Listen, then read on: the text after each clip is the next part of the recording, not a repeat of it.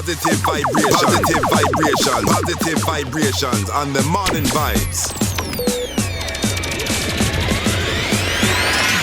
We've got Toy in the house. Toy, welcome. Yes, welcome to my the show. darling. What's good? Boom! I am here ready to educate and try to have conversations that are needed. Yeah. And above all else, hoping that we bridge the gap between the police and the transgender persons. Absolutely. Including the gender non-conforming minority persons. All right. Now let's talk about exactly what that means, because tunaongea wa Kenya wako all over the country. Wengine hata hawaelewi Kenya unasema. So unamaanisha nini Toy? Basically, first of all, let's just really start by knowing who a transgender person is. A transgender person is a person whose sex gender on the brain is completely different from what they were assigned at birth. Right. However, they shouldn't be confused by having two genitalias. A transgender person basically means that an individual was born either male or female. Right. By the way, people are always being assigned at birth whenever we are talking about the sex, which is the biological aspects of how people were given birth to. However, the gender is the expression within which how people would want themselves to be perceived. So, as we all know, it is just that when transgender persons are growing up, they come to get to understand who they are and they start expressing themselves that way. So whenever this thing is happening, some people tend to think that they are cross-dressing or they are actually being illegal, and I think that is what is bringing in the dysfunctionality between the police and the transgender persons, where the police think that it is okay to brutally get physical with the transgender person because of how the constitution is built, which we are going to talk about in a few. All right. So as you can tell, we are speaking with Letoya, and she's transgender. Yes, I am a transgender woman. And could you share with us your experience growing up as and understanding yourself, and then now how the society views you? We're talking about life as a transgender person in Kenya and some of the challenges that we're experiencing. Yes. So before we took the break, you had explained what exactly a transgender person is. But now share your experience. Growing up, you were born a boy. Yes.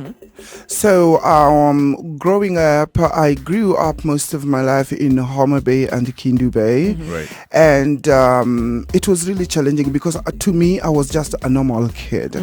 And also coming from a poverty background, you realize that when somebody is given birth to, whatever clothes that are remaining, you will be putting on. Right. So myself being in the dresses was something that was really normal.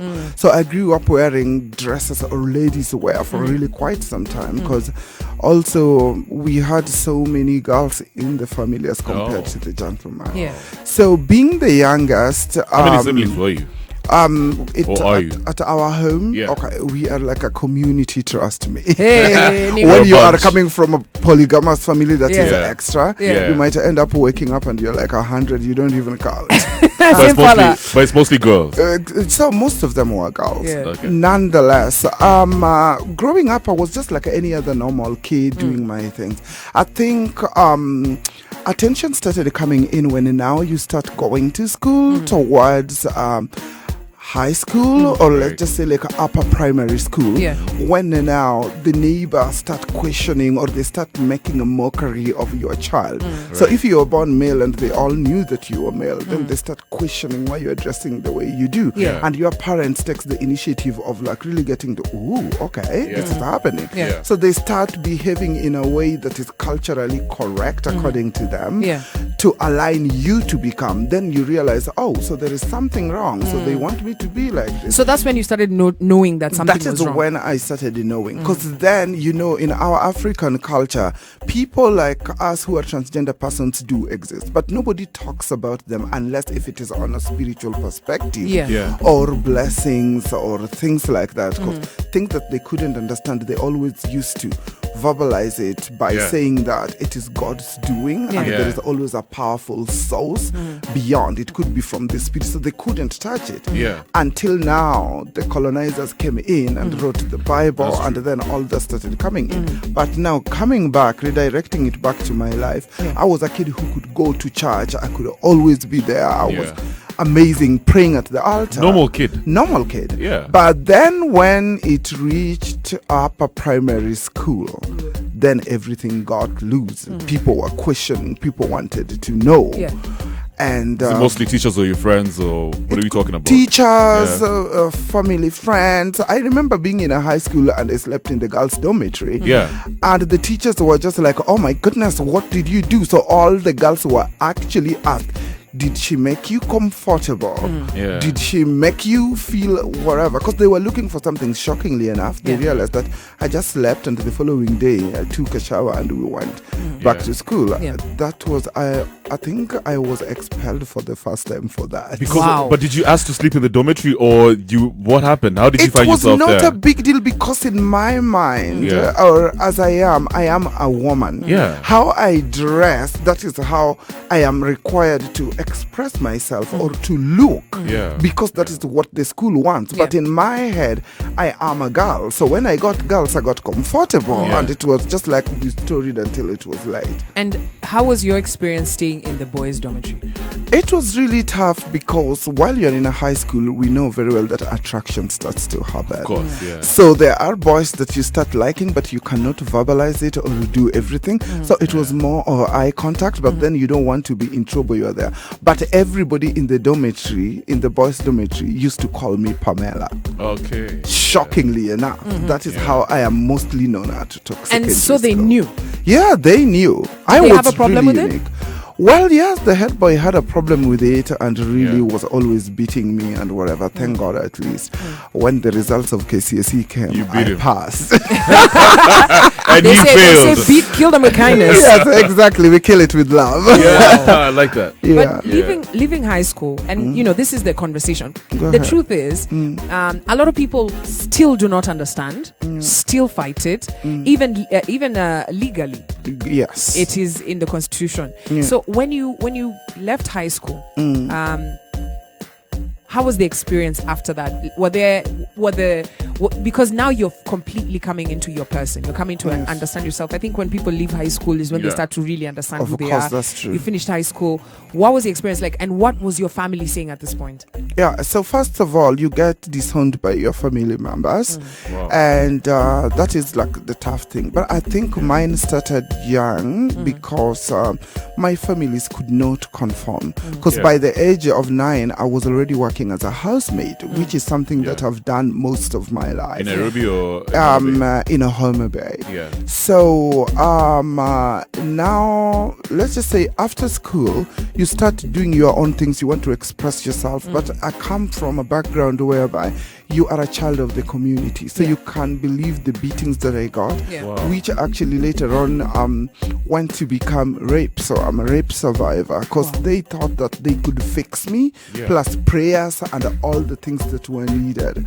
It is more of exorcism. So it was really tough, and even like really dating life becomes hard. So I've not had the experience that normal girl is having because of the challenges associated with them. But then this one comes back to security. There was nobody to protect me. I was always an aftermath. So only the well-wishers could really be there. I remember going to the police station to report what had happened to me, and the voices of the people that I had, of course, I did not say they were the one who did it, but I said I had a voice like this. So that one made me reach out thinking that I was going to talk to so-and-so. The police calls the other person to inform them that, oh, this person is calling your name on this. So you can imagine when you go back to the community. And also the doctor refused to give me full treatment because he was Muslim, and he said that I cannot treat a homosexual person, meaning they didn't even have enough information. That's why we are still educating up to date. Yeah. The difference between homosexuality, being a transgender person, and being a gender non-conforming individual. Let me ask you something quick one, your experience growing up, the problems that you went through, I mean, it's daunting. I can't even imagine being in your shoes, But now, if you look at the environment around us, especially in Nairobi, I feel like it's becoming more liberal. Nairobi is a bit more liberal-minded. Do you think it's improving, maybe? Especially because I know there's a great number of transgenders as well in the country. Is it better living in Nairobi, do you think, now? I wouldn't say that it is really better living in Nairobi, because if myself, being a public figure, someone who's a celebrity that most people knows, can still be attacked by a police who knows who I am, and instead of them asking me my name, they actually, the first question that's coming from their mouth is, are you a man or a woman? That means that the peacekeepers that are there have actually daunting in their behavior.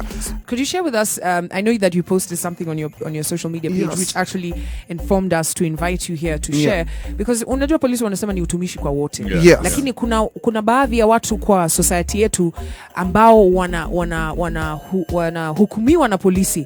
They become the judge, juror, they beat you for absolutely nothing. So share your story. Yeah, so one day, as you all know, I'm working in the fashion industry. So there is this top-notch Kenyan high-end designer whom was supposed to go and showcase in Nigeria. But then, since we are the top players in the industry, we were invited to go and see. It is called the preview of the collection before it. It happens to Christian Dior, Saint Laurent, Versace, all that top notch. So when we went for the private viewing, so I was coming back, and then my best friend, whom I'm working with, also at newspaper, was dropping me. So between Eastland Hotel and the light, that's where she dropped me. So I was to cross over and then continue and then go pick a taxi at Prestige, because it's just a walking distance, since she didn't want to go, and then go all the way around. However, by the time I was just crossing the road that is just close to the light, a white car comes from nowhere and then passes, because I cross over and then it comes behind me. There was a gate. But then all of a sudden, I'm making like around 6 steps ahead. And then these people stops the car abruptly in normal clothing, which is casual.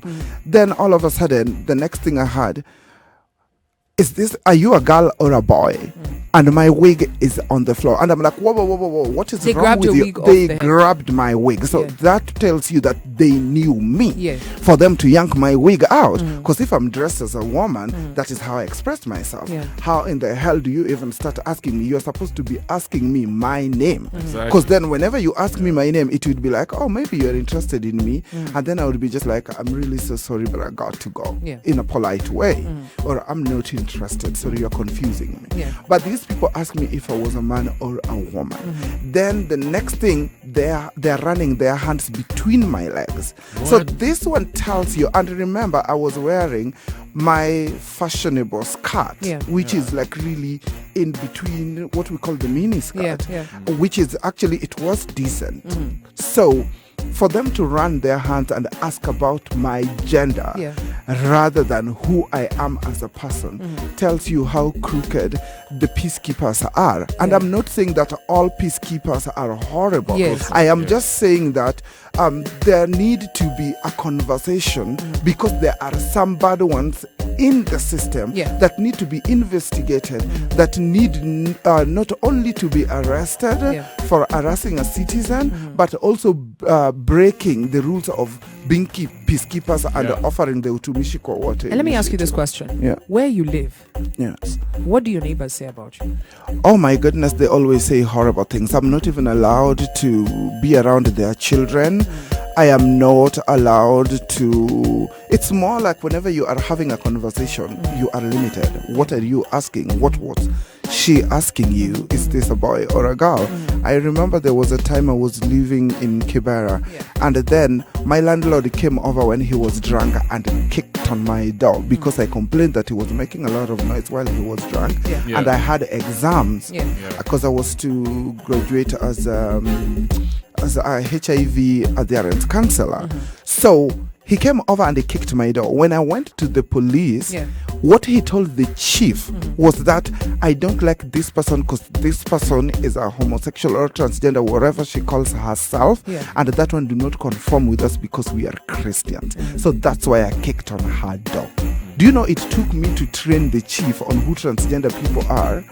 And that is also the reason as to why I would love the DCI or whoever is in line at the police station in Kilimani to get for us these 2 policemen. Because instead of arresting them and putting them there, I would love to work with the organizations that are for transgender persons and gender non-conforming for us to train them so that they have the knowledge and then they learn how they are able to treat us, and then they become the Utumishi kwa Wote police who are taking care of all citizens. Because irrespective of my gender or sex, I am a Kenyan citizen and I am entitled to security. All right.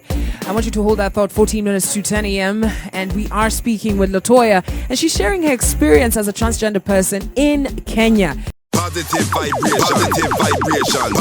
vibrations on the morning vibes.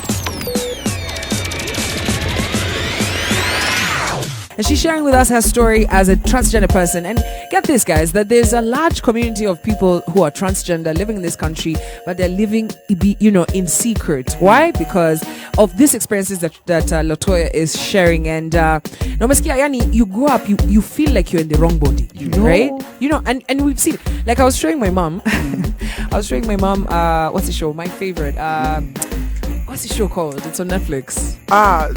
Is it? You know the one I'm talking about? Insecure? No, the one that has lots of transgender pose. Yeah, I was showing my mom, and watching. Then I told my mom, everybody in this show is transgender. She's like, wait. What do you mean? That used to be a guy. That used to be a babe. She couldn't believe it. Some of these people are so beautiful, and so you can imagine trying to tell this person, lives, paying taxes and everything. And let's be real. Like in our society, even when it comes to things like diseases, like if you have a child who's say autistic, your family is going to say before science now starts teaching. Because even right now, there are children who are being discriminated against when I say amerogwa. That's true. Right? Or bewitched. Until the education gets there, and then people start to realize, actually, I don't care. Let everybody live how they want to live. So Toya, as we wrap up, what is that? What do you want Kenyans to know? How do you think, when you look into the future, what do you think would be the best way for you to be able to live a full, healthy, normal life? Yes. So first of all, I would love everybody from the Ministry of Health, Education, and even the science department to deconstruct gender. Because one thing they need to know is that gender is not binary. It is not just male or female, or people shouldn't be just be put in a certain bracket of binary that you are either male or female. And this one is also needs more education, because it is not only the transgender persons but some other minorities like intersex persons. When you are born and you are born with, let's say, ambiguity, then somebody who wants a girl then goes and then mutilate the other side that they don't want, and yet when you grow up then you become the person you are. Another thing is also in regards to security. I do believe that our peacekeepers need to be educated and knowledgeable about the transgender persons, so that whenever they are acting, then they need to differentiate. They need to remove us from security threat, but then look at us as citizens. But what is the best way to do it? Make the constitution change, because to be honest, constitution do not touch transgender persons. It is about the homosexuals. But then they bring it all the way back into personation, whereby over how we dress, plus the names that are there. So we want the system to, number one, recognize that we do exist as minority. Number two, to understand that gender is not binary. So we need to deconstruct it. Now, Audrey Mbogwa managed to change her name. Yes. Yeah. Have you changed yours? In the process, but then changing the name is something that is easy because anybody is allowed to. Because let's say somebody gets married to someone, you've got to change your name so that you can take your husband's name. So that is the line that within it is. But then how do you change your gender marker on your ID? Because so they don't change the gender marker is not being changed. And the only success that we've had is with Miss Audrey Mbogwa. But then she can really talk more about it, how it is on her ID, because I think it is like on a personal.